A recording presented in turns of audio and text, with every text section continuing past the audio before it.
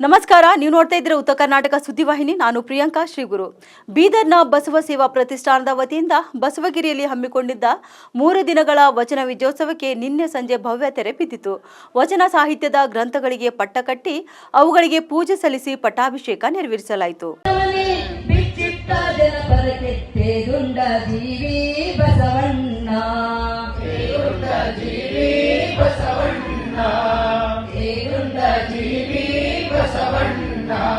ಸಾಧು ಸಾಧಲೆ ಬಸವ ಓದು ಕಲಿಯಿತು ಜನವು ಹೋದ ಹೋದಲ್ಲಿ ಹೊಸ ಮಾತು ಹೋದ ಹೋದಲ್ಲಿ ಹೊಸ ಮಾತು ಕೇಳಿದವು ಮೇದಿನಿಗೆ ಬಂತು ಹೊಸ ಬೆಳಕು ಮೇದಿನಿಗೆ ಬಂತು ಹೊಸ ಬೆಳಕು ಮೇದಿನಿಗೆ ಬಂತು ಹೊಸ ಬೆಳಕು ಬಸವ ಸಾರಿದನಂದು ಕುಶಲದಲ್ಲಿ ವಚನಗಳ ಮಸುಕಿರುಳು ಹರಿದು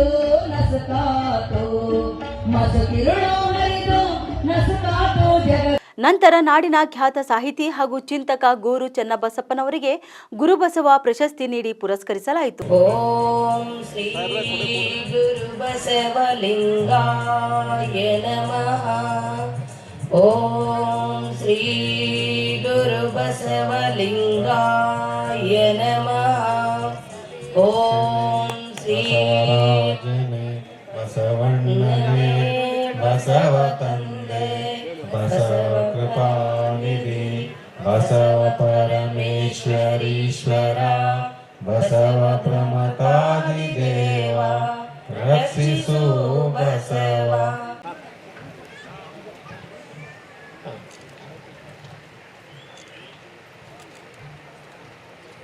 ಪ್ರಶಸ್ತಿ ಪುರಸ್ಕಾರವನ್ನ ಇನ್ನು ಪ್ರಶಸ್ತಿ ಸ್ವೀಕರಿಸಿ ಮಾತನಾಡಿದ ಗೋರು ಚನ್ನಬಸಪ್ಪನವರು, ಮಾನವನ ಕೊಳಕು ಮೇಲು ಕೀಳು ಗಂಡು ಹೆಣ್ಣು ಎಂಬ ಭಿನ್ನತೆ ತೊಡೆದು ಹಾಕಿದವರು 12ನೇ ಶತಮಾನದ ಬಸವಾದಿ ಶರಣರು.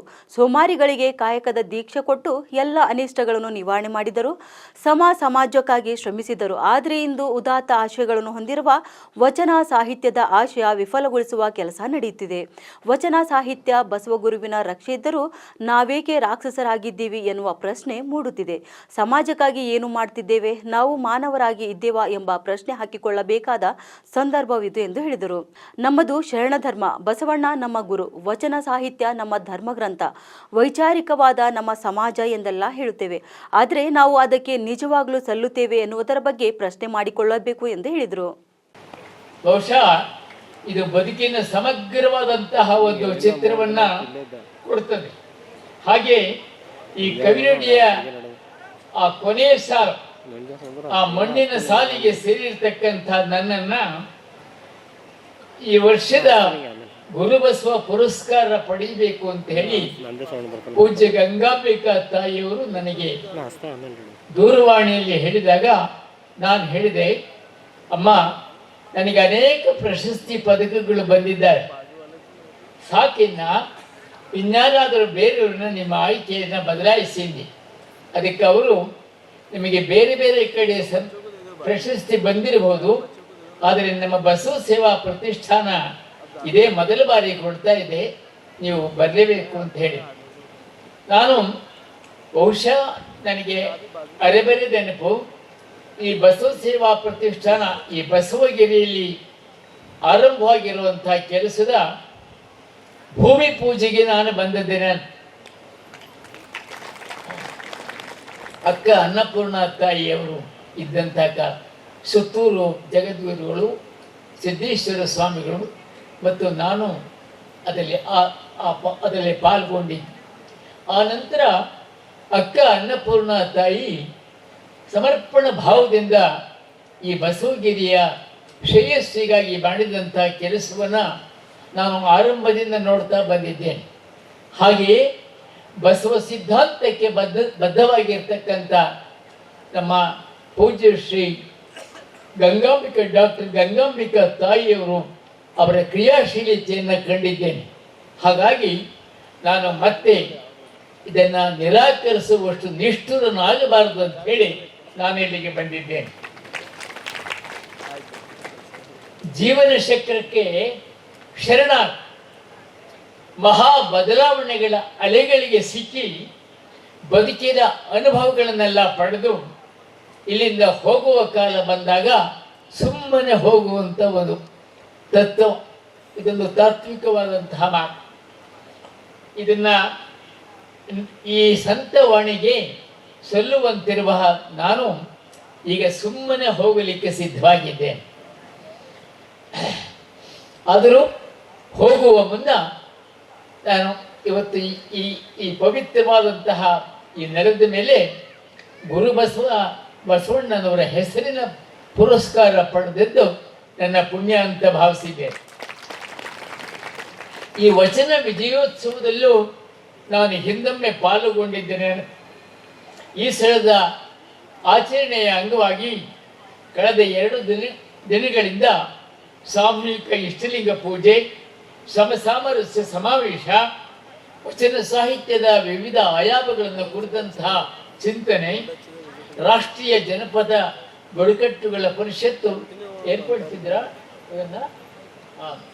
ಏರ್ಪಡಿಸಿದಂತಹ ಜನಪದ ಕಲೆಗಳ ಪ್ರದರ್ಶನ, ಇವೆಲ್ಲ ಇಂಥ ಕಾರ್ಯಕ್ರಮಗಳು ನಡೀತಾ ಇರೋದು ಸಹಜವಾಗಿ ಎಲ್ಲರಿಗೂ ಹರ್ಷ ಉಂಟು ಮಾಡತಕ್ಕಂಥ ಸಂಗತಿ.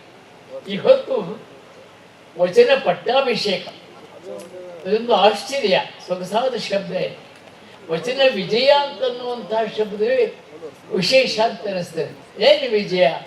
ಯಾವುದರ ಬಗ್ಗೆ ವಿಜಯ? ವಚನ ವಿಜಯ ಸಾಧಿಸಿದ್ವು.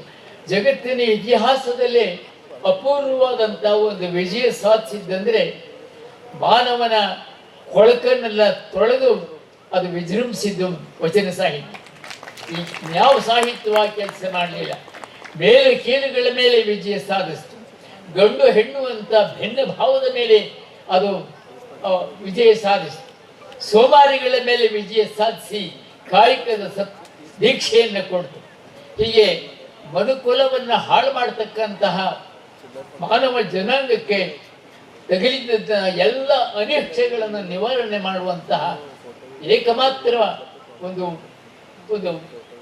ದೊಡ್ಡ ಸೂತ್ರ ಅಂದರೆ ಅದು ವಚನ ಸಾಹಿತ್ಯ.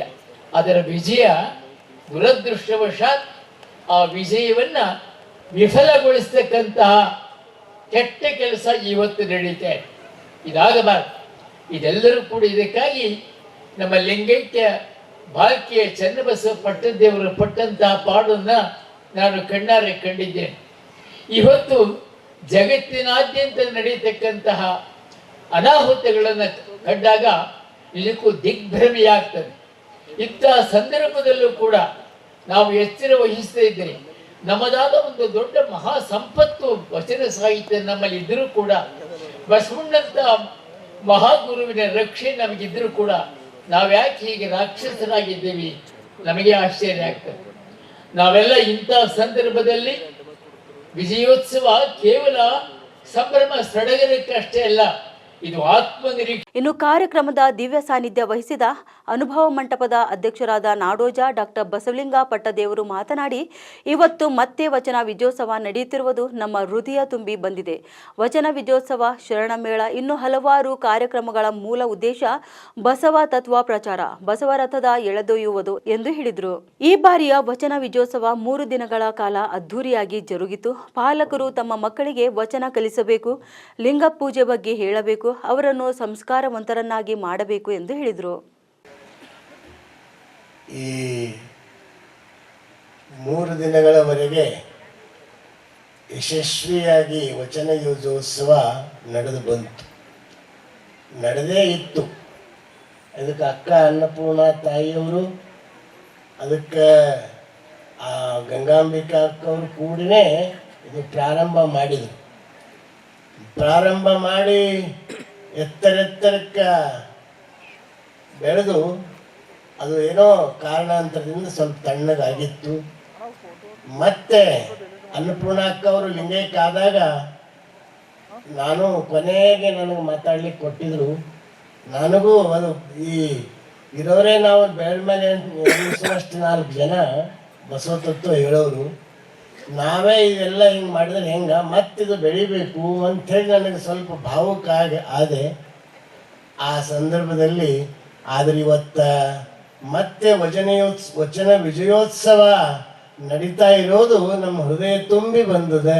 ಭಾಳ ಖುಷಿ ಆಗ್ಯದ, ಸಂತೋಷ ಆಗ್ಯದ, ಆನಂದ ಆಗ್ಯದ. ನಡಿಬೇಕದು. ಅದಕ್ಕೆ ಬಸವಣ್ಣವ್ರು ಹೇಳ್ತಾರೆ, ಹಿಂದೆ 12 ವರ್ಷದಲ್ಲಿದ್ದ ಚಿಂತೆ ಇಂದು ನಿಶ್ಚಿಂತೆ ಆಯಿತು. 12 ವರ್ಷದ ಚಿಂತೆ ಇವತ್ತು ನಿಶ್ಚಿಂತೆ ಆಗ್ಯದ. ಇದು ಯಾಕಂದ್ರೆ ಇದು ವಚನ ವಿಜಯೋತ್ಸವ, ಅನುಭವ ಮಂಟಪ ಉತ್ಸವನೇ ಇರಲಿ, ವಚನ ವಿಜಯೋತ್ಸವನೇ ಇರಲಿ, ಇದೆಲ್ಲ ಮತ್ತು ನಮ್ಮ ಮಾತಾಜಿಯವ್ರು ಮಾಡುವಂಥ ಶರಣಮೇಳನೇ ಇರಲಿ, ಎಲ್ಲರ ಗುರಿ ಒಂದೇ ಅದ. ಎಲ್ಲರ ಗುರಿ ಒಂದೇ ಅದ. ಏನು ಗುರಿ ಅದ? ಆ ಬಸವಣ್ಣನ ತತ್ವ ಪ್ರಸಾರ ಆಗಬೇಕು, ಪ್ರಚಾರ ಆಗಬೇಕು. ನಮ್ಮೆಲ್ಲರ ಗುರಿ ಒಂದೇ ಅದ. ಬಸವ ರಥ ಎಳಿಬೇಕು, ಅದು ವೇಗವಾಗಿ ಹೋಗಬೇಕು. ನಾವು ಎಷ್ಟು ದಿನ ಬದುಕಿರ್ತೀವಿ? ನಮಗೂ ಲಿಮಿಟ್ ಅದ.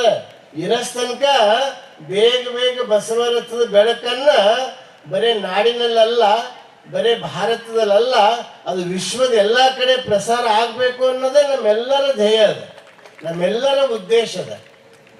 ಅದಕ್ಕೆ ನಾವೆಲ್ಲರೂ, ಅದಕ್ಕೆ ಸಿದ್ದಯ್ಯ ಪುರಾಣಿಕರು ಹೇಳಿದ್ ನಾನು ಆವಾಗ ಹೇಳ್ತೀನಿ, ಬಸವನ ಬೆಳಕೆ ಎಲ್ಲಿಗೆ ಬಂದೆ, ಎಲ್ಲಾಡಿ ಬಂದೆ, ಕನ್ನಡ ನೆಲದಲ್ಲಿ ಸುಳಿದಾಡಿ ಬಂದೆ. ಬಸವನ ಬೆಳಕೆ ಎಲ್ಲಾಡಿ ಬಂದೆ, ಭಾರತವೆಲ್ಲ ಸುತ್ತಾಡಿ ಬಂದೆ. ಬಸವನ ಬೆಳಕೆ ಎಲ್ಲಿಗೆ ಮುಂದೆ, ಬಸವನ ಬೆಳಕೆ ಎಲ್ಲಿಗೆ ಮುಂದೆ, ವಿಶ್ವವೆಲ್ಲವೂ ನನ್ನದೇ ಎಂದೆ, ವಿಶ್ವವೆಲ್ಲವೂ ನನ್ನದೇ ಎಂದೆ. ಅಂಥ ಕಾರ್ಯ ನಾವೆಲ್ಲರೂ ಸೇರಿ ಮಾಡ್ಬೇಕೀಗ. ಇಲ್ಲಂದ್ರೆ ಅದು ಮಳೆ ಹೋದ್ರೆ ಹೆಂಗೆ ಬರಗಾಲ ಬರ್ತದಲ್ಲ, ಹಂಗೆ ಬರಡು ಭೂಮಿ ಆಗ್ತದೆ. ನಾವು ಕಾರ್ಯಕ್ರಮ ಮಾಡಲಿಲ್ಲ ಅಂದ್ರೆ, ನಾವು ಕಾರ್ಯಕ್ರಮ ನಿಂದ್ರಿಸ್ತೀವಂದ್ರೆ ಅದು ಬರಡು ಭೂಮಿ ಆಗ್ತದೆ. ಅದಕ್ಕೆ ಇನ್ನು ಈ ಕಾರ್ಯಕ್ರಮವನ್ನು ಉದ್ಘಾಟಿಸಿ ಮಾತನಾಡಿದ ಬೀದರ್ ಜಿಲ್ಲೆಯ ಉಸ್ತುವಾರಿ ಸಚಿವ ಈಶ್ವರ್ ಖಂಡ್ರೆ ಅವರು, ಈ ದೇಶದಲ್ಲಿ ಹೆಣ್ಣಿಗಾಗಿ, ಹೊನ್ನಿಗಾಗಿ, ಮಣ್ಣಿಗಾಗಿ ಅದೆಷ್ಟೋ ಕ್ರಾಂತಿಗಳಾಗಿವೆ. ಆದರೆ ಸಮಾಜಕ್ಕಾಗಿ, ಸಮಾನತೆಗಾಗಿ ಕ್ರಾಂತಿ ಆಗಿದ್ದರೆ ಅದು ಕಲ್ಯಾಣ ಕ್ರಾಂತಿ ಮಾತ್ರ ಎಂದು ಹೇಳಿದರು. ಅಂತಹ ಕಲ್ಯಾಣ ಕ್ರಾಂತಿ ನಡೆದ ಬಸವ ಕಲ್ಯಾಣದಲ್ಲಿ ನಿರ್ಮಾಣವಾಗುತ್ತಿರುವ ಅನುಭವ ಮಂಟಪದ ಸಲಹಾ ಸಮಿತಿ ಅಧ್ಯಕ್ಷರಾಗಿರುವ ಪೂಜ್ಯ ಗೋರು ಚನ್ನಬಸಪ್ಪನವರಿಗೆ ಗುರುಬಸವ ಪುರಸ್ಕಾರ ನೀಡುತ್ತಿರುವುದು ಹೆಮ್ಮೆಯ ವಿಷಯ ಎಂದು ಹೇಳಿದರು. ನಾನು ತುರ್ತಾಗಿ ಬೆಂಗಳೂರಿಗೆ ಹೋಗುವುದಿದ್ದರೂ ಸಹ ಗೋರು ಚನ್ನಬಸಪ್ಪನವರಿಗೆ ಪ್ರಶಸ್ತಿ ನೀಡುವ ಕಾರ್ಯಕ್ರಮದಲ್ಲಿ ಭಾಗಿಯಾಗಲೇಬೇಕು ಎಂದು ಇಂದು ಬಂದಿದ್ದೇನೆ ಎಂದು ಹೇಳಿದರು. ಪರಿಕಲ್ಪನೆ ಕೊಟ್ಟಂತದ್ದು ಮೊದಲನೇ ಸಂಸತ್ತು ಅಂತ ನಾವು ಹೇಳ್ತೇವೆ. 770 ಮರಗಳಂತೆ 770 ಕಂಬಗಳ ಮೇಲೆ ನಿಲ್ತಾ ಇರ್ತಕ್ಕಂಥ ಅನುಭವ ಮಂಟಪ ಇದೊಂದು ವಿಶ್ವಕ್ಕೆ ಮಾದರಿ ಆದಂತದ್ದು. ಇವತ್ತೇನು ಅಂತಾರಾಷ್ಟ್ರೀಯ ಧಾರ್ಮಿಕ ಆಧ್ಯಾತ್ಮಿಕ ಕೇಂದ್ರವಾಗಿ, ಇದು ಒಂದು ಪ್ರವಾಸಿ ಕೇಂದ್ರವಾಗಿ, ಇಲ್ಲಿ ವಿಶೇಷವಾಗಿ ಬಸವಣ್ಣನ ತತ್ವಾದರ್ಶಗಳನ್ನು ಪ್ರಚಾರ ಮಾಡುವಂಥದ್ದು, ಪ್ರಸಾರ ಮಾಡುವಂಥದ್ದು, ಇಡೀ ಎಲ್ಲರೂ ಒಂದೇ, ಸರ್ವರಿಗೂ ಸಮಬಾಳು ಸಮಪಾಲು ಅನ್ನುವಂಥದ್ದು, ಸಕಲ ಜೀವಾತ್ಮರಿಗೆ ಲೇಸನ್ನೇ ಬಯಸಿದ ಬಸವಾದಿ ಶರಣರು ಅನ್ನುವಂತ ರೀತಿಯಲ್ಲಿ ಎಲ್ಲಾ ಸಾವಿರಾರು ವಚನಗಳು ಅಲ್ಲಿ ಕೆತ್ತಿ ಇವತ್ತು ನಮ್ಮ ಯುವಕರಿಗೆ, ಯುವತಿಯರಿಗೆ ಏನು ಇವತ್ತು ಬಹಳ ಒತ್ತಡದಲ್ಲಿದ್ದಾರೆ, ದಾರಿ ತಪ್ಪಿ ಹೋಗ್ತಾ ಇದ್ದಾರೆ, ಪಾಶ್ಚಿಮಾತ್ಯ ರಾಷ್ಟ್ರ ಅನುಕರಣೆ ಮಾಡ್ತಾ ಇದ್ದಾರೆ, ಅಂತವ್ರೆಲ್ಲರಿಗೂ ಮುಖ್ಯವಾಹಿನಿಯಲ್ಲಿ ತರುವಂತದಕ್ಕೆ ಸಾಧ್ಯತೆ ಆಗುವಂಥದ್ದು, ಒಂದು ಜಾತ್ಯತೀತ ಸಮಾಜ ನಿರ್ಮಾಣ ಮಾಡಬೇಕು ಅಂತ ಏನು ಬಸವಾದಿ ಶರಣರನ್ನ ಕನಸಿತ್ತು, ಜಾತಿ ರಹಿತವಾದಂಥದ್ದು ಮಾಡಬೇಕು ಅಂತ ಹೇಳಿ ಆ ಕನಸು ಪೂರ್ತಿ ಮಾಡ್ಲಿಕ್ಕೆ ಅನುಭವ ಮಂಟಪ ಬಹಳ ಪೂರಕವಾಗಿರ್ತದೆ. ಅಂತ ಅನುಭವ ಮಂಟಪ ಇವತ್ತು ನಿರ್ಮಾಣ ಆಗ್ತದೆ. ನಮ್ಮ ತಂದೆಯವರ ಕನಸಿತ್ತು, ಪೂಜ್ಯ ಪಟ್ಟದೇವರ ಕನಸಿತ್ತು, ಪೂಜ್ಯ ಬಸವಲಿಂಗ ಪಟ್ಟದೇವರನ್ನು ಮುಂದುವರಿಸ್ಕೊಂಡು ಹೋಗ್ತಾ ಇದ್ದಾರೆ. ಇವತ್ತು ಅದು ಆಗ್ತಾ ಇದೆ ಅಂತ ಹೇಳಿದ್ರೆ ಅದಕ್ಕೆಲ್ಲ ಮೂಲ ಕಾರಣಕರ್ತರು ಗೋರು ಚನ್ನಬಸಪ್ಪನವರು ಅಂತ ಬಹಳ ಹೆಮ್ಮೆ ಅಂತ ಹೇಳ್ಬೋದು. ಹೀಗಾಗಿ ಅವ್ರ ಕೊಡುಗೆ ಅಪಾರವಾದಂಥದ್ದಿದೆ. ಆ ಬಗ್ಗೆ ಎಷ್ಟು ಮಾತಾಡಿದ್ರು ಅದು ಇವತ್ತು ಕಡಿಮೆನೇ ಇದೆ ಅನ್ನುವಂಥ ಒಂದು ಮಾತನ್ನು ನಾನು ಹೇಳಿಕೆ ಬಯಸ್ತಾ ಇದ್ದೀನಿ. ಅದಕ್ಕೆ ನಾನು ಬೆಂಗಳೂರಿಗೆ ಹೋಗೋದಿದ್ರು ಅವರ ಸನ್ಮಾನ ಮಾಡಿ, ಯಾಕೆಂದ್ರೆ ಇಂಥ ಸನ್ಮಾನ, ಇಂಥ ಮಹಾಪುರುಷರ ಸನ್ಮಾನ ಇವತ್ತು ಮಾಡ್ತಾ ಇರ್ತಕ್ಕಂಥದ್ದು ಮತ್ತು ಇದಕ್ಕೆ ಸಾಕ್ಷಿ ಆಗ್ತಾ ಇರ್ತಕ್ಕಂಥದ್ದು ಅದು ನಮ್ಮೆಲ್ಲರ ಸೌಭಾಗ್ಯ ಅಂತ ಹೇಳಿ ನಾನು ತಿಳ್ಕೊಂಡಿದ್ದೇನೆ. ಇದು ಮಿಸ್ ಮಾಡಬಾರ್ದು ಅಂತೇಳಿ ನಾನು ಬಂದಿದ್ದೇನೆ. ಅದಕ್ಕೆ ಆ ಭಗವಂತನಲ್ಲಿ ನಾನು ಪ್ರಾರ್ಥನೆ ಮಾಡಿಕೊಳ್ತೇನೆ. ಪೂಜಾ ನಮ್ಮ ಮಾರ್ಗದರ್ಶಕರು ಗೋರು ಚನ್ನಬಸಪ್ಪನವ್ರಿಗೆ ಹೆಚ್ಚಿನ ಆಯುಷ್ಯ ಆರೋಗ್ಯ ಅವ್ರಿಗೆ ಕೊಡ್ಲಿ, ಅವ್ರ ಶತಾಯುಷಗಳಾಗ್ಲಿ, ಇನ್ನು ಹೀಗೆ ನಮ್ಗೆ ಉಪದೇಶ ಮಾಡ್ತಾ ಮಾರ್ಗದರ್ಶನ ಮಾಡ್ತಾ ಅವ್ರು ಇರ್ಲಿ ಅಂತೇಳಿ ಹೇಳಿ ಪ್ರಾರ್ಥನೆಯನ್ನು ಮಾಡಿಕೊಂಡು ಅಕ್ಕ ಗಂಗಾಂಬಿಕಾ ತಾಯಿಯವರು ಬಹಳ ಉತ್ತಮವಾಗಿ ಅವರೆಲ್ಲ ಸಂಗಡಿಗಳು ಎಲ್ಲರೂ ಕೂಡಿಕೊಂಡು ಇವತ್ತು ಬಹಳ ಯಶಸ್ವಿಯಾಗಿ ಬಹಳ ಅರ್ಥಪೂರ್ಣವಾಗಿ ಇವತ್ತು ನೀವು ವಚನ ವಿಜಯೋತ್ಸವ ಕಾರ್ಯಕ್ರಮ ಇವತ್ತು ಜರುಗಿಸಿದ್ದೀರಿ. ಅದಕ್ಕೆ ನನ್ನ ಪಾತ್ರ ಬಹಳ ಸಣ್ಣದಾಗಿದೆ ಅಷ್ಟೇ. ನಿಜವಾಗಿ ಎಲ್ಲ ಮಾಡಿದಂದ್ರೆ ನೀವು ನನಗೆ ನೀವು ಇವತ್ತು ಗೌರವಾಧ್ಯಕ್ಷರಾಗ್ರಿ ಅಂತ ಹೇಳಿದಾಗ ನನಗೆ ಸಮಯ ಇಲ್ಲ ಅಂದರೂ ಆಗಲೇಬೇಕು ಅಂದಾಗ ನಾನು ಆಗಿದ್ದೇನೆ ಅಷ್ಟೇ. ಜ್ಞಾಪಕ್ಕೆ ಮಾತ್ರ. ನೈಜವಾದಂಥ ಸೇವೆ ನೀವು ಮಾಡಿದ್ದೀರಿ. ಎಲ್ಲ ಶ್ರೇಯಸ್ಸು ನಿಮಗೆ ಸಲ್ತದೆ. ನನ್ನ ಪರವಾಗಿ, ಬಸವ ಭಕ್ತರ ಪರವಾಗಿ ನಿಮಗೆಲ್ಲರಿಗೆ ಹಾರ್ದಿಕ ಅಭಿನಂದನೆ, ಶುಭಾಶಯಗಳನ್ನು ಹೇಳಿ ನನಗೆ ಬೇಗ ಮತ್ತೆ ಹೈದರಾಬಾದಿಂದ ಬೆಂಗಳೂರಿನಲ್ಲಿ ಮುಂಜಾನೆ 9 ಗಂಟೆಗೆ ಒಂದು ಪುಸ್ತಕ ಬಿಡುಗಡೆ ಇದೆ ನನ್ನ ಕೈಯಿಂದ ಪರಿಸರದ ಬಗ್ಗೆ. ನಾನು ಹೋಗಬೇಕಾಗಿದೆ, ಅದಕ್ಕೆ ಎಲ್ಲರೂ ಅನುವು ಮಾಡಿಕೊಡ್ಬೇಕು ಅಂತೇಳಿ 2 ಮಾತು ಮುಗಿಸ್ತೇನೆ. ಜೈ ಹಿಂದ್, ಜೈ ಹಿಂದ್. ನಂತರ ಬಸವ ಸೇವಾ ಪ್ರತಿಷ್ಠಾನದ ಆಸ್ತಿ ಸಂರಕ್ಷಣಾ ಸಮಿತಿ ಅಧ್ಯಕ್ಷರಾದ ಶಿವಶರಣಪ್ಪ ವಾಲಿ ಅವರು ಮಾತನಾಡಿ, ಬಸವ ಸೇವಾ ಪ್ರತಿಷ್ಠಾನ ಒಂದು ಮಠ ಅಲ್ಲ, ಇದು ಸೇವಾ ಪ್ರತಿಷ್ಠಾನ.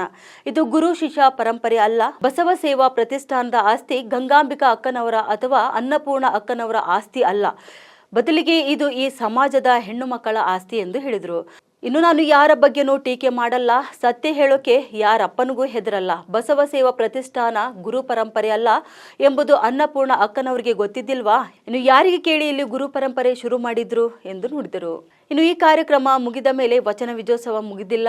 ಈ ಆಸ್ತಿ ಸಮಸ್ಯೆ ಇತ್ಯರ್ಥವಾದ ಮೇಲೆ ನಿಜವಾದ ವಿಜಯೋತ್ಸವ ಎಂದು ಹೇಳಿದ್ದಾರೆ. ಈ ಸಮಸ್ಯೆಯನ್ನ ಕೋರ್ಟ್ನಲ್ಲಿ ಇತ್ಯರ್ಥ ಮಾಡುವುದಲ್ಲ, ಮಾತನಾಡಿ ಬಗೆಹರಿಸಬೇಕು. ಒಂದು ವೇಳೆ ಅವರು ಕೋರ್ಟ್ನಲ್ಲೇ ಇತ್ಯರ್ಥವಾಗಬೇಕೆಂದರೆ ಕನಿಷ್ಠ 5 ಜನರು ಜೈಲಿಗೆ ಹೋಗ್ತಾರೆ. ಸಮಾಜಕ್ಕೆ ಬಂದವರು ಎಲ್ಲರೂ ಒಪ್ಪಿಗೆ ಕೊಟ್ಟರೆ ಕೇವಲ 2 ದಿನದಲ್ಲಿ ಈ ಆಸ್ತಿ ಸಮಸ್ಯೆಯನ್ನು ಬಗೆಹರಿಸುತ್ತೇನೆ ಎಂದು ಹೇಳಿದ್ದಾರೆ. ಯಾವ ರೀತಿ ಕಲ್ಯಾಣದಲ್ಲಿ ಕ್ರಾಂತಿ ಆಯಿತೋ ಅದೇ ರೀತಿ ಬಸವಗಿರಿಯು ಒಂದು ಕ್ರಾಂತಿ. ಕೆಲವು ಮಠಾಧೀಶರು ಬಸವಣ್ಣನವರ ಹೆಸರಿನಲ್ಲಿ ನಾಟಕ ಮಾಡ್ತಿದ್ದಾರೆ. ಆದರೆ ಯಾವ ಸ್ವಾಮಿಗಳಾದರೂ ಬಸವಣ್ಣನವರ ಆಶಯದಂತೆ ಲಿಂಗಭೇದ ಮರೆತು ತಮ್ಮ ಮಠಕ್ಕೆ ಹೆಣ್ಣು ಮಕ್ಕಳನ್ನು ಮಠಾಧೀಶರನ್ನಾಗಿ ನೇಮಕ ಮಾಡಿಲ್ಲ. ಆದರೆ ಹೆಣ್ಣು ಮಕ್ಕಳೇ ಇರುವ ಮಠಕ್ಕೆ ಗಂಡು ಮಕ್ಕಳನ್ನು ತಂದು ಪೀಠಕ್ಕೆ ಕೂರಿಸ್ಯಾರ. ನಾನು ಆದಷ್ಟು ಬೇಗ ಈ ಸಮಸ್ಯೆಯನ್ನ ಬಗೆಹರಿಸುತ್ತೇನೆ. ಪ್ರಭುದೇವರನ್ನ ಕಾಲು ಹಿಡಿದು ಕೇಳುತ್ತೇನೆ. ಕೇಳಿದ್ರೆ ಸರಿ, ಇಲ್ಲದಿದ್ರೆ ಕಾಲು ಹೊರಗೆಳೆದು ತರುತ್ತೇನೆ. ಇದು ಹಲಸೂರು ಶ್ರೀಗಳು ಹಚ್ಚಿದ ಬೆಂಕಿ, ಇದನ್ನು ಅವರೇ ಆರಿಸಬೇಕು ಎಂದು ಹೇಳಿದರು. ಇದು ಸಮಾಜದ ಆಸ್ತಿ. ಪ್ರತಿಯೊಬ್ಬರು ಹೆಣ್ಣು ಮಕ್ಕಳು ತಮ್ಮ ಗಂಡಿಗೆ, ತಮ್ಮ ತಮ್ಮಗೆ, ತನ್ನ ಮಗನಿಗೆ ಹೇಳಲಾರದಂತೆ ತಂದು ಕೊಟ್ಟು ಸಂಗ್ರಹ ಮಾಡಿದಂತ ಆಸ್ತಿ. ಇವತ್ತಿನ ದಿವಸ ಅಕ್ಕ ಅವ್ರ ಆಸ್ತಿನೋ ಅಥವಾ ಅನ್ನಪೂರ್ಣ ಅವರ ಆಸ್ತಿನೋ ಇದು ನಡಿಬೇಕು. ನಾವು ವಿಜಯೋತ್ಸವ ಯಾವಾಗ ಮಾಡ್ತೀವಿ? ಕೇವಲ ತಲೆ ಮೇಲೆ ವಚನ ಗ್ರಂಥ ಇಟ್ಕೊಂಡು ಕೂಡೋದ್ರಲ್ಲ, ವಚನದಂತೆ ನಡೆದು ಅದರಂತೆ ನಾವು ಮುಂದೆ ಕಾಲು ಇಡಬೇಕು. ಇವತ್ತಿನ ಆಸ್ತಿ ಬಗ್ಗೆ ಕೋರ್ಟಿನಾಗ ಹೋಗ್ತದೆ. ವೀರಶೈವರಿಗೆ ನಾಚಿಕೆ ಆಗೋದಿಲ್ವಾ? ಇವತ್ತಿನ ದಿವಸ ನಾವು ಕಟ್ಟಿದ ಆಸ್ತಿ ಕೋರ್ಟ್ ಬಗೆಹರಿಸಬೇಕಾ? ಇವತ್ತ ಜನರು ಸಂಗ್ರಹ ಮಾಡಿದಂತ ಆಸ್ತಿ ಅದ್ರ ಬಗ್ಗೆ ಜಗಳ ನ್ಯಾಯಾಧೀಶರು ಅಥವಾ ವಕೀಲರು ವಾದ ಮಾಡಿ ಮಂಡಿಸಬೇಕಾ? ಇದ್ರ ಬಗ್ಗೆ ನಾವು ವಿಚಾರ ಮಾಡಬೇಕಾಗ್ತದೆ. ಆವಾಗ ಮಾತ್ರ ನಮ್ಮ ವಿಜಯೋತ್ಸವ ಪೂರ್ಣ ಆಗ್ತದೆ. ನಮ್ಗೆ ಇವತ್ತಿನ ದಿವಸ ನಾವು ಒಬ್ಬ ದಲಿತ ಬಾಂಧವನಿಗೆ ಧನ್ಯವಾದ ಹೇಳಬೇಕು. ನೀವು ಜಗಳ ಆಡ್ಬೇಡ್ರಿ, ಲಿಂಗಾಯತರ ಜಗಳದಾಗೆ ದಿನ ಕಳೆದ್ರಿ, ನನ್ನ ಭೂಮಿ ಅದ, ಇಲ್ಲಿ ನೀವು ಮಾಡ್ರಿ ಅಂತ. ಇವತ್ತಿನ ದಿವಸ ಈ ಕಾರ್ಯಕ್ರಮ ನಡೀತಕ್ಕಂಥ ಮಂಟಪ ಅವಂತೂ ಮಾಡಿದ್ದು ಸ್ಥಾನ. ಯಾಕಿದು ನಡೀತಾ ಇದೆ?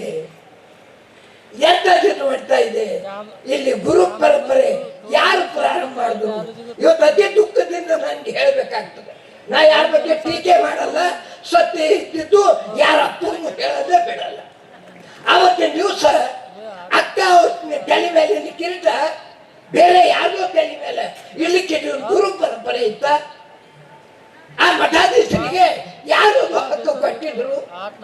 ಯಾವ ಅಧಿಕಾರದಿಂದ ಮಾಡಿದ್ರು? ಬಸವ ಸೇವಾ ಪ್ರತಿಷ್ಠಾನ ಇದು ಮಠ ಅಲ್ಲ ಅಂತ ಅವ್ರಿಗೆ ಗೊತ್ತಿಲ್ವಾ? ಯಾಕೆ ಮಾಡಿದ್ರು? ಯಾರೊಬ್ರು ಕೇಳ್ತಾ ಇಲ್ಲ. ಕಡೆಗೆ ನನ್ನ ತಲೆ ಮೇಲೆ ಈ ವಯಸ್ಸಿನಲ್ಲಿ ಈ ಕಗ್ಗಂಟು ಬಿಡಿಸ್ಲಿಕ್ಕೆ ಹೇಳಿದ್ದಾರೆ. ನಾನು ಬಿಡಿಸ್ತೀನಿ ನೀವೆಲ್ಲರ ಸಹಕಾರದಿಂದ. ನನ್ನ ಶಕ್ತಿ ಅಲ್ಲ, ಅದು ನಿಮ್ಮ ಶಕ್ತಿ ಅದ. ಆದ್ರೆ ಯಾರೇ ತಪ್ಪು ಮಾಡ್ತೀನಿ. ಮೊನ್ನೆ ಈ ವಿಜಯೋತ್ಸವ ಎರಡು ಮಾಡ್ತೀವಿ ಅಂತ ಜಗಳ ಪ್ರಾರಂಭ ಆಯ್ತು. ನನಗೆಲ್ಲರೂ ಕೇಳಿದ್ರು. ಆದ್ರೆ ನಾ ಹೇಳಿದೆ, ಎರಡು ಆಗೋದಿಲ್ಲ. ಬಸವ ಸೇವಾ ಪ್ರತಿಷ್ಠಾನ ಮಾಡ್ತಾ ಬಂದಿದೆ, ಅವರೇ ಮಾಡ್ತಾರೆ. ಅಕ್ಕ ಅವರು ಅದಕ್ಕೆ ಅಧಿಕಾರಿ ಇದ್ದಾರೆ, ಅವ್ರು ಮಾಡ್ಬೇಕು ಅಂತ ಹೇಳಿ ನಿರ್ಣಯ ಆಯ್ತು. ಅದು ಅಷ್ಟಕ್ಕೆ ಆಯ್ತು. ಆದ್ರೆ ಕೆಲವರು ಸಮಸ್ಯೆ ಎತ್ತರು. ಏನ್ರಿ ನೀವು ಒಂದೇ ಭಾಗದವ್ರಿಗೆ ಕೇಳಿ ನಿರ್ಣಯ ತಗೊಂಡಿರಿ, ಎರಡೂ ಗುಂಪಿಗೆ ಕೂರ್ಸಿಲ್ಲ ಅಂತ. ಹಾಗಲ್ಲ, ವಾಲಿ ಮಾಡ್ತಕ್ಕಂಥ ನಿರ್ಣಯ ಯಾವಾಗ್ಲೂ ಒಂದು ರೀತಿ ಇರೋದಿಲ್ಲ. ನಾನು ಎಲ್ಲರಿಗೆ ನೋಟಿಸ್ ಕೊಟ್ಟಿನಿ, ಎಲ್ಲರಿಗೂ ಹೋಗಿ ತಿಳಿಸಿ ಹೇಳಿನಿ. ಪ್ರಭು ಅಪ್ಪ ಅವರು ಮುಕ್ತ ಸ್ವಾಮಿ ಸೇವಾ ಮಾಡ್ಕೊಂಡಿದ್ದಾರೆ. ಅವರಿಗೆ ಹೋಗಿ ಹೇಳಿದೆ, ಅಪ್ಪ ಅವರೇ ಆ ಸಮಸ್ಯೆ ಬಗೆಹರಿಬೇಕಾಗಿದೆ, ಆಸ್ತಿದಲ್ಲ ವಿಜಯೋತ್ಸವ ಸಮಸ್ಯೆ ಬಗೆಹರಿಸೋಣ ಬರ್ರಿ ಅಂತ. ಅವ್ರೇನಂದ್ರು, ಇಲ್ರಿ ನೀವು 23 ತಾರೀಕು ಇಟ್ಟಿರಿ, ಪ್ರತಿ ತಿಂಗಳ 23 ತಾರೀಕು ನಾವು ಒಂದು ಕಾರ್ಯಕ್ರಮ ಮಾಡ್ತೀವಿ, ಬರ್ಲಿಕ್ಕೆ ಆಗೋದಿಲ್ಲ. ನಾ 24ಕ್ಕೆ ಇಡ್ತೀನಿ ರೀ ಅಂತ ಹೇಳಿ. ಇಲ್ರಿ ನಾನು ಕಲಬುರ್ಗಿಗೆ ನಡ್ತೀನಿ, ಅದಕ್ಕೆ ಬರೋದಾಗೋದಿಲ್ಲ. ಬರಲಿಲ್ಲ, ಚರ್ಚೆ ಆಗಿಲ್ಲ. ಆದರೆ ನಾವು ನಿರ್ಣಯ ತಗೊಂತೀವಿ.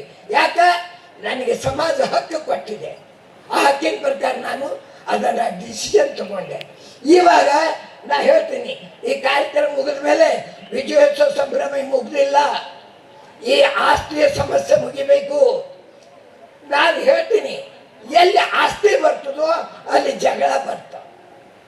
ಭಾರತದಲ್ಲಿ ಅಲ್ಲ, ಕರ್ನಾಟಕದಲ್ಲಿ ವಿಶೇಷವಾಗಿ ಲಿಂಗಾಯತರ ಮಠ ದುರ್ಬೀರ್ ಹಿಡ್ಕೊಂಡು ನೋಡ್ರಿ, ಯಾವುದೇ ಮಠ ಜಗಳ ಇಲ್ದಂಗೆ ಉಳಿದಿಲ್ಲ.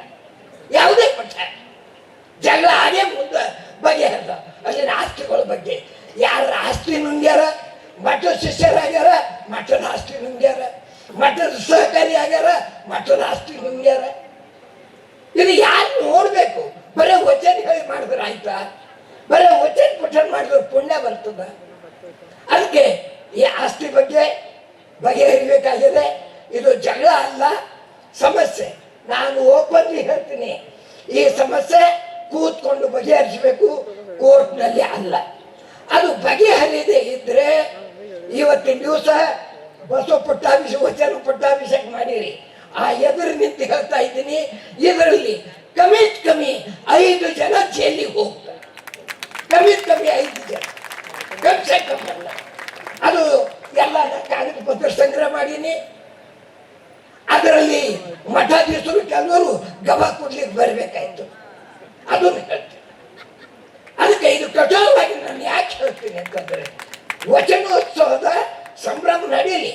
ಸಾಹಿತ್ಯಗಳು ಹೇಳ್ತಾರೆ, ವಿದ್ವಾಂಸರು ಬರೀತಾರೆ, ಲಕ್ಷಾವಧಿ ಪುಸ್ತಕ ಪ್ರಿಂಟ್ ಆಗಿವೆ. ವಚನಗಳು ಪ್ರಿಂಟ್ ಆದ್ರೆ ಅಲ್ಲ, ಅದರ ರಕ್ಷಣೆ ಆಗಬೇಕು. ಬಸವಣ್ಣರ ಫೋಟೋ ಅಲ್ಲ, ಪೂಜೆ ಅಲ್ಲ, ಬಸವಣ್ಣರ ತತ್ವದ ರಕ್ಷಣೆ ಆಗಬೇಕು, ತತ್ವದ ಪೂಜೆ ಆಗಬೇಕು. ಅಂಥ ಕಾರ್ಯ ನಡಿಬೇಕಾಗಿದೆ. ಆ ಕಾರ್ಯ ಮಾಡಬೇಕು. ಇವತ್ತಿನ ದಿವಸ ಇಲ್ಲಿ ನಮಗೆ ಗುರು ಯಾರು ಇಲ್ಲ. ಈ ಮಾತು ನಾನು ಹೇಳ್ತಾ ಇಲ್ಲ, ಪೂಜ್ಯರಾದಂಥ ಅಕ್ಕ ಪೂರ್ಣ ಅವರು ಹಳೆ ಭಾಷೆ ತೆಗೀರಿ. ಅವ್ರದ್ದು ಒಂದು ಮಾತಾಡಿದ್ರು, ಇದು ಗುರುಗಳ ಜಾಗ ಬ್ಯಾಡ್ರಿ, ಹೆಂಗ ಸಿಕ್ಕ ಧರ್ಮದಾಗ ಗುರು ಗ್ರಂಥ ಪೂಜೆ ಆಗ್ತದ, ಹಂಗ ನಮ್ಮ ವಚನ ಗ್ರಂಥ ಪೂಜೆ ಆಗ್ಬೇಕು ಅಂತ ಹೇಳಿ ಅಂತ ಮಾತು ಹೇಳಿದಂತ ತಾಯಿಯವರಿಗೆ ಅಪಮಾನ ಮಾಡಿದಂತ ಜನರು ಇವ್ರಿಗೆ ಮಠಾಧೀಶರು ಅನ್ಬೇಕಾ? ಅವ್ರ ತಲೆ ಮೇಲೆ ಕಿರೀಟ ತೆಗೆದಿಟ್ರು. ಅವ್ರ ಗುರು ಪರಂಪರೆ ಬೇಡ ಅಂತ ಹೇಳಿದ್ರು. ಅವ್ರ ವಿರುದ್ಧ ಇವ್ರು ಮಾಡಿದ್ರು. ಅವ್ರ ತತ್ವ ಉಳಿತ ಅಕ್ಕ ಅನ್ಕೊಂಡು ಅವ್ರಿಗೆ ಅದು ಮರ್ಯಾದೆ ಕೊಟ್ಟಂಗಾಯ್ತಾ, ಅವ್ರಿಗೆ ಗೌರವ ಕೊಟ್ಟಂಗಾಯ್ತಾ? ಪ್ರಭು ಅಪ್ಪ ಅವ್ರಿಗೆ ಒಂದ್ಸಲ ಭೇಟಿಯಾದಾಗ ಹೇಳಿದ್ರು, ನಾನು ಗಂಗಾಂಬಿಕೆ ಅಕ್ಕ ಅವ್ರ ಜೊತೆಲಿ ಸಣ್ಣ ಮಗುವಿನಪ್ಲೆ ಅವ್ರ ಸೆರಗೆ ಹಿಡ್ಕೊಂಡು ಓಡಾಡೀನ್ರಿ ಅಂತ. ನಾನು ಈ ಬಹಿರಂಗ ಸಭೆಯಲ್ಲಿ ಹೇಳ್ತೀನಿ, ಅಕ್ಕ ಅನ್ಪೂರ್ಣ ಅವ್ರ ಜೊತೆ ಹೆಂಗೆ ಓಡಾಡಿರಿ ಹಂಗೆ ಈಗಲೂ ಓಡಾಡ್ತಾ ಅಂದ್ರೆ ನಮಗೇನು ಅಭ್ಯಂತರ ಇಲ್ಲ. ಓಡಾಡ್ರಿ, ಆದ್ರೆ ನೀವು ಗುರು ಆಗಿ ಬರ್ಲಿಕ್ಕೆ ಆಗಲ್ಲ. ಏನು ಮಾತ್ರ ನೆನ್ಪಿಡ್ಬೇಕು, ಗುರು ಆಗಿ ಬರ್ಲಿಕ್ಕೆ ಆಗೋದಿಲ್ಲ. ನೀವು ಅಕ್ಕ ಅವ್ರ ಜೊತೆಲಿ ಸೇವೆ ಅನ್ಪೂರ್ಣ ಅಕ್ಕ ಅವ್ರ ಜೊತೆಲಿ ಮಾಡಿರಿ, ಗಂಗಾಂಬಿಕೆ ಅಕ್ಕ ಅವ್ರ ಜೊತೆಲಿ ಮಾಡ್ರಿ. ಆದ್ರೆ ಇಲ್ಲಿ ಆಸ್ತಿ ಅದಂತ ಬರಿಬೇಡ್ರಿ, ಸೇವಾ ಅದಂತ ಬರಿ. ಇಲ್ಲಿನ ಆಸ್ತಿ ಯಾವುದೇ ಇದ್ರು ಅದು ಧರ್ಮದ ಆಸ್ತಿ ಆಗಿರ್ಬೇಕು, ಅವ್ರ ಸ್ವಂತದ ಆಸ್ತಿ ಆಗಿರಬಾರ್ದು. ಇವತ್ತಿನ ದಿವಸ ಅಕ್ಕ ಅನ್ಪೂರ್ಣ ಅವ್ರಿಗೆ ₹1,00,000 ಪಗಾರ ಇದೆ, ನೌಕರಿ ಮಾಡ್ತಾರೆ. ನಾನು ಇದೇ ಬಹಿರಂಗ ಹೇಳ್ತೀನಿ, ಅದು ಅವ್ರ ಆಸ್ತಿ ಅಲ್ಲ. ಅದು ಅವ್ರ ಆಸ್ತಿ ಅಂತ ತಿಳ್ಕೊಬೇಕಾದ್ರೆ ಬಸವ ಸೇವಾ ಪ್ರತಿಷ್ಠಾನ ಬಿಟ್ಟು ಹೋಗ್ಬೇಕು, ಅವ್ರ ಪಗಾರ ಅವ್ರದ್ದು, ಇಲ್ದೋದು ಅದು ಸಮಾಜದ್ದು. ಇದನ್ನ ನೆನ್ಪಿಟ್ಕೊಂಡು ಇಲ್ಲಿ ಸೇವೆ ಮಾಡೋರು ಬರಬೇಕು. ಅದಕ್ಕಾಗಿ ನಾನು ಹೇಳ್ತೀನಿ, ಕೆಲವರು ಕುಚೇಷ್ಟಿಗಳು ಇದ್ದಾರೆ, ರೊಕ್ಕದ ಜೋರ್ ಮೇಲೋ ಅಥವಾ ಅವರು ಬ್ಲ್ಯಾಕ್ ಮನಿ ವೈಟ್ ಮನಿ ಮಾಡ್ಕೊಳಕ್ಕೂ ಅಕ್ಕ ಅವ್ರಿಗೆ ದಾರಿ ತಪ್ಪಿಸಿದ್ದಾರೆ. ಇವತ್ತಿನ ದಿವಸ ವಚನ ಪ್ರಚಾರ ಮಾಡೋರಿಗೆ ಪ್ಲಾಟ್ ಮಾಡ್ಲಿಕ್ಕೆ ಹಚ್ಚಾರ. ಪ್ಲಾಟ್ ಮಾಡಿ ಇವ್ರು ಬಸವ ಭಕ್ತರ, ಬಸವಣ್ಣರಿಗೆ ಸಹಾಯ ಮಾಡೋರ, ಅವ್ರಿಗೆ ವಚನ ಪ್ರಿಂಟ್ ಮಾಡ್ಲಿಕ್ಕೆ ರೊಕ್ಕ ಕೊಡ್ರಿ, ವಚನ ಗ್ರಂಥ ಮಾರಾಟ ಮಾಡ್ಲಿಕ್ಕೆ ರೊಕ್ಕ ಕೊಡ್ರಿ, ಮಠಗಳ ಅವ್ರದ್ದು ಸೇವಾ ಪ್ರತಿಷ್ಠಾನ ಖರ್ಚಿಗೆ ರೊಕ್ಕ ಕೊಡ್ರಿ, ಹೊಲಗಳು ಖರೀದಿ ಮಾಡಿ ಪ್ಲಾಟ್ ಮಾಡಿ ಅವರಿಗೆ ಏನು ರಿಯಲ್ ಎಸ್ಟೇಟ್ದು ಮಾಲೀಕರು ಮಾಡ್ಬೇಕಂತೀರ ಇವರಿಗೆ. ಇದನ್ನ ನಾವು ಎಲ್ಲರೂ ಸಮಾಜದವರು, ನೀವೆಲ್ಲರೂ ತಿಳಿದವ್ರು ಇದ್ದೀರಿ, ನೀವೆಲ್ಲರೂ ಇದು ಮನನ ಮಾಡಬೇಕು. ನೀವೆಲ್ಲರೂ ತಯಾರಿದ್ರೆ ಇದು 2 ದಿವಸದಲ್ಲಿ ಬಗೆಹರಿಸ್ತೀನಿ. 2 ದಿವಸದಲ್ಲಿ ಕೇಳಿದ್ರು ಸರಿ, ಕೇಳೋದಂದ್ರೆ ಯಾವ ಭಾಷೆಯಲ್ಲಿ ಕೇಳ್ತಾರೋ, ಯಾವ ಭಾಷೆ ಅವರಿಗೆ ಅರ್ಥ ಆಗ್ತದೋ ಆ ಭಾಷೆಯಲ್ಲಿ, ಕಾನೂನು ಭಾಷೆಯಲ್ಲಿ ತಿಳಿದ್ರೆ ಕಾನೂನು ಭಾಷೆ, ಸಮಾಜದ ಭಾಷೆಯಲ್ಲಿ ಹೇಳಿದ್ರೆ ಸಮಾಜದ ಭಾಷೆಯಲ್ಲಿ, ವಚನದ ಭಾಷೆಯಲ್ಲಿ ತಿಳಿದ್ರೆ ವಚನದ ಭಾಷೆಯಲ್ಲಿ ನಾನು ಹೇಳ್ತೀನಿ. ಇಂಥ ಕಾರ್ಯವನ್ನು ನಾವು ಮಾಡಬೇಕಾಗ್ಯದ. ನೀವೆಲ್ಲ ಬಸವಣ್ಣವ್ರ ಭಕ್ತರಾಗಿದ್ರಿ, ಕೇವಲ ಮೂಢನಂಬಿಕೆ ಭಕ್ತರಾಗಬೇಡ್ರಿ, ಎಚ್ಚರಗೊಳ್ರಿ. ಬಸವಣ್ಣವ್ರ ಗುಡಿ ಮ್ಯಾಲ ಕಟ್ಟಿ ಒಳಗೆ ಬಳ್ಳಿ ಹತ್ತಂಗೆ ಮಾಡಬೇಡ್ರಿ. ವಚನ ಮಂಟಪ ಮಾಡಿ ವಚನ ಒಳಗೆ ವಚನಗಳ ಪುಸ್ತಕ ಇಲ್ದಂಗೆ ಮಾಡಬೇಡ್ರಿ. ಆ ರೀತಿ ಆಯ್ತಂದ್ರೆ ಸಮಾಜ ಬೆಳೆದಿಲ್ಲ, ಜಾತ್ರೆ ಆಗ್ತದೆ. 4 ದಿನ ಬರ್ತೀರಿ, 4 ದಿನ ಉಣ್ತೀರಿ, ದೊಡ್ಡ ದೊಡ್ಡ ವಿದ್ವಾಂಸರು ಬರ್ತಾರೆ, ಪ್ರವಚನ ಮಾಡ್ತಾರೆ, ಭಾಷಣ ಹೇಳ್ತಾರೆ. ಯಾಕಂದ್ರೆ ಅವ್ರು ತತ್ವಜ್ಞಾನಿಯರ ಹೇಳ್ತಾರೆ, ನನ್ನ ಅಂಥವೆಲ್ಲ ಹೇಳಕ್ ಬರಲ್ಲ. ಆದ್ರೆ ಸಮಾಜಕ್ಕೆ ಬ್ಯಾನಿ ಏನಾರ ಅದು ಹೇಳಕ್ ಬರ್ತದೆ. ಸಮಾಜದ ಬ್ಯಾನಿ ನಂಗೆ ತಿಳಿತದೆ, ಮತ್ತು ಅದರ ಔಷಧಿಯನ್ನು ನಾನು ಬರೆಯಲ್ಲ. ವಚನ ಶಾಸ್ತ್ರ ನನಗೆ ಗೊತ್ತಿಲ್ಲ, ಅದರ ವಿದ್ವಾಂಸ ಹೇಳ್ತಾರೆ. ಇಂಥ ಕಾರ್ಯಕ್ರಮದ ಇದು ಇವಾಗ ಇದು ಪರಂಪರೆಯಾಗಿ ಬೆಳಿಬಾರ್ದು. ಇದೊಂದು ಹೊಸ ಪದ್ಧತಿ. ಹಾಗೆ ಬಸವಣ್ಣವ್ರ ಕಾಲ ಕ್ರಾಂತಿ ಆಯ್ತು, ಹಾಗ ಬಸವ ಸೇವಾ ಪ್ರತಿಷ್ಠಾನ ಇದೊಂದು ಕ್ರಾಂತಿಯ ಸ್ಥಾನ. ಇದು ಮಠ ಅಲ್ಲ. ಪುನಃ ಹೇಳ್ತೀನಿ, ಇದು ಮಠ ಅಲ್ಲ. ಕೆಲವರು ಮಾತು ಹೇಳ್ತಾರೆ, ಏನ್ರಿ ವಾಲಿಯವರೇ ಬಸವಣ್ಣವ್ರ ವಚನ ಹೇಳಕ್ಕೆ ಹೇಳ್ತೀರಿ ಅನ್ನೋದು ಲಿಂಗಾಯತರಾಗ ಗಂಡು ಹೆಣ್ಣು ಅಂಬದು ಫರಕ್ ಮಾಡ್ತೀರಿ ಅನ್ನೋ ಆ ಮಠಾಧೀಶರಿಗೆ ಕೈ ಮುಗಿದು ಹೇಳ್ತೀನಿ, ಸ್ವಲ್ಪ ಕಿವಿ ಹಿಂದೆನೂ ಹೇಳ್ತೀನಿ. ನಿಮ್ಮ ಮಠದ ಯಾವ್ದಾದ್ರು ಮಹಿಳೆಯರಿಗೆ ಇವತ್ತಿನವರೆಗೆ ಪಟ್ಟಾಧ್ಯಕ್ಷ ಮಾಡಿದ್ದೀರಾ? ಯಾವುದಾದ್ರೂ ಒಂದು ಮಠ ಗಂಡು ಹೆಣ್ಣಿಗೆ ಸಮಾನ ಅದಲ್ಲ. ಅದ ನಿಮ್ದು 4 ಮಠಗಳಿಗೆ ಹೆಣ್ಣು ಮಕ್ಕಳಿಗೆ ಮಾಡಿ ಅದರಲ್ಲಿ ನಿಮ್ಮ ಕೈ ಇದ್ವಾರ. ಈಗೇನು ಮಠಾಧೀಶರ ಅದಕ್ಕ ಇದ್ವಾರ ನಮ್ಮ ಹೆಣ್ಮಕ್ಳು ಯಾರ ಮಾಡಿ ಮಠಕ್ಕೆ ಅವಾಗ ಹೇಳಕ್ಕೆ ಬರೀ ಇಲ್ಲಿ ಹೆಣ್ಮಕ್ಳು ಸಲ ಕಟ್ಟಿದ ಮಠಕ್ಕೆ ಗಂಡು ಹೆಣ್ಣು ಫರಕ್ಕಿಲ್ಲ ಅಂತ ಆ ಗುರುದೇವರಿಗೆ ಇಲ್ಲಿ ಸೇರ್ಸಾಗಿ ನಾಟಕ ಮಾಡ್ತೀರ. ಅದಕ್ಕಾಗಿ ನೀವು ವಿಚಾರ ಮಾಡಬೇಕು. ಇದು ಸಾಮಾನ್ಯ ಅಲ್ಲ. ಇದು ಎಲ್ಲರ ರಾಜಕೀಯ ಭಾಷಣ ನಾನು ಮಾಡ್ತಾ ಇಲ್ಲ. ನೀವು ಓಟ್ ಕೊಡ್ತೀರಿ ಅಂತ ನಾನು ಭಾಷೆ ಮಾಡ್ತಾ ಇಲ್ಲ. ನಿಮ್ಮಲ್ಲಿ ನಾವು ಓಟಿಗೆ ಬಂದಿಲ್ಲ. ಆದ್ರೆ ನಾನು ಅಕ್ಕ ಅವ್ರ ಶಿಷ್ಯನೂ ಅಲ್ಲ, ಗಂಗಾಂಬಿಕ ಅವ್ರ ಶಿಷ್ಯನೂ ಅಲ್ಲ, ಅನ್ನಪೂರ್ಣ ಅಕ್ಕ ಅವ್ರ ಹಿಂದೂ ಓಡಾಡಿಲ್ಲ, ಇವ್ರ ಹಿಂದೂ ನಾವು ಓಡಾಡಲ್ಲ. ಆದರೆ ವಸ್ತು ತತ್ವದ ಮೇಲೆ ಸಮಾಜದ ಮೇಲೆ ಮಚ್ಚಿ ಬಂದ್ರು ಮೊದಲನೇ ತಲೆ ನಾನು ಕೊಡ್ತೀನಿ. ಅದಕ್ಕಾಗಿ ನಾನು ಮಾಡ್ತಾ ಇದ್ದೆ. ನಾನು ಯಾವ ಪಕ್ಷದವನಲ್ಲ, ಯಾವ ಗುಂಪಿನವನಲ್ಲ. ಆದರೆ ಇದರಲ್ಲಿ ಕೆಚುವಿಸಿ ಮಾಡೋರು ಇದ್ದಾರೆ. ಇದು ಆಗಬಾರ್ದು. ಈಗಲಾದರೂ ಅಕ್ಕ ಅವ್ರ ಜೊತೆ ಹಿಂದೆ ಮುಂದೆ ಓಡಾಡಿ ಯಾರಾದರೂ ಏನಾರ ಹೇಳಿದ್ರು ಕೇಳಲಿಕ್ಕೆ ಹೋಗ್ಬೇಡ್ರಿ. ಇದು ಸಮಾಜದ ಆಸ್ತಿ ಅದ, ಸಮಾಜಕ್ಕಾಗಿ ಇರಬೇಕು, ಸಮಾಜಕ್ಕಾಗಿ ನಡಿಬೇಕು. ಹೆಣ್ಮಕ್ಳಿಗೆ ನಮ್ಮದೇ ಒಂದು ಸ್ಥಾನ ಅಂತ ಹೇಳ್ಕೊಲಿಕ್ಕೆ ಇದು ಒಂದೇ ಒಂದು ಸ್ಥಾನ ಅದ. ನೀವು ಅನುಭವ ಬೇರೆ ಮಠಗಳದಾಗ ಹೆಣ್ಮಕ್ಳಿಗೆ ಸ್ಥಾನ ಇಲ್ಲ ಅನ್ರಿ. ಹೋಗಿ ಕಾಲು ಬೀಳಕ್ಕೆ ಸ್ಥಾನ ಅದ, ದಕ್ಷಿಣ ಕೊಡ್ಲಕ್ಕದ, ಒಳಗಿನ ನೋವು ಹೇಳ್ಕೊಲಿಕ್ಕೆ ಸ್ಥಾನ ಇಲ್ಲ. ಇದು ಒಂದೇ ಒಂದು ಸ್ಥಾನ. ಎಷ್ಟು ದೊಡ್ಡ ದೊಡ್ಡ ಮಠ ಅಂತ ಹೇಳಿದ್ರೆ ಹೆಣ್ಮಕ್ಳು ಆ ಮಠಕ್ಕೆ ಹೋಗ್ಲಾರ್ದಂಗೆ ಮಾರಿ ಮಸಿ ಹಚ್ಚಿದ ಮಠಗಳಾಗ್ಯಾವ. ಏನು ಮಾಡತ್ತೆ? ಅದಕ್ಕೆ ಹೆಣ್ಮಕ್ಳಿಗೆ ಒಂದು ಪ್ರತ್ಯೇಕ ಸ್ಥಾನ ಬೇಕು. ಅದಕ್ಕಾಗಿ ಇದು ಮಠವನ್ನು ಅವ್ರು ಮಾಡ್ತಾ ಇದ್ದಾರೆ. ಇವತ್ತಿನ ದಿವಸ ನಾವು ಸಮಾಜದ ಎಲ್ಲರಿಗೂ ಒಂದು ವಿನಂತಿ ಮಾಡ್ತೀನಿ. ಇದು ಸಮಾಜದ ಆಸ್ತಿ, ಇದು ಸಮಾಜದ ಹೆಸರಿನ ಮೇಲೆ ಇರಬೇಕು. ಇಲ್ಲಿ ಕೂತರು ಅದರ ರಕ್ಷಣೆ ಆಗಿರಬೇಕು, ರಕ್ಷಕರಾಗಿರಬೇಕು. ಅದಕ್ಕೆ ಬಿಟ್ಟು ನಾವೇನು ಇದು ಮಾಡೋದಿಲ್ಲ. ಇನ್ನು ಬಹಳಷ್ಟು ಅದ. ಒಮ್ಮೆಲೆ ಎಲ್ಲ ಮಂತ್ರಿ ಹೇಳಿದ್ರೆ ಮತ್ತು ಅವರು ಎಲ್ಲ ಹುಷಾರಾಯ್ತಾರೆ.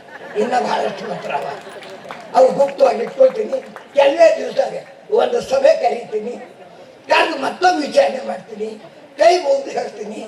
ಕಾಲು ಬಿದ್ದು ಹೇಳ್ತೀನಿ, ಕೇಳಿಲ್ಲ ಅಂದ್ರೆ ಕಾಲು ಹಿಡಿದು ಎಳ್ದು ಬರ್ತಾರೆ. ಅದನ್ನ ಆ ಬಸವಣ್ಣ ಆ ಶಕ್ತಿ ಕೊಡ್ಲಿ.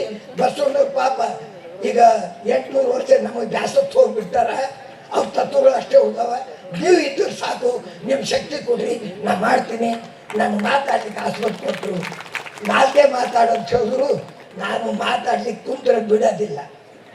ಅದಕ್ಕಾಗಿ ಅದನ್ನು ಸಹಿತ ಸಮಯ ಭಾಳ ಆಗ್ಯದ. ಮತ್ತೆ ನಿಮಗೆ ಹೇಳ್ತೀನಿ, ಈ ಕಷ್ಟ ಅಷ್ಟಕ್ಕೆ ಮುಗಿಯೋದಿಲ್ಲ.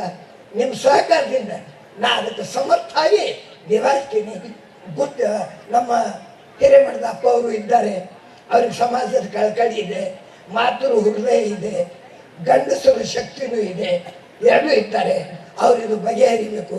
ಮತ್ತು ನಿಮ್ಮ ಎದುರಿಗೆ ಮತ್ತು ಓಪನ್ಲಿ ಹೇಳ್ತೀನಿ, ಹುಲ್ಸೂರು ಅಪ್ಪ ಅವ್ರು ಹಚ್ಚಿದ್ದು ಬೆಂಕಿ ಇದೆ, ಅವರೇ ಆರಿಸ್ಬೇಕು, ಇಲ್ಲದ್ರೆ ಅವ್ರು ಹೋಗಿಸ್ತಾರೆ. ಧನ್ಯವಾದ. ನಿರಂತರ ಸುದ್ದಿಗಾಗಿ ನೋಡ್ತಾ ಇರು ಉತ್ತರ ಕರ್ನಾಟಕ ಸುದ್ದಿವಾಹಿನಿ.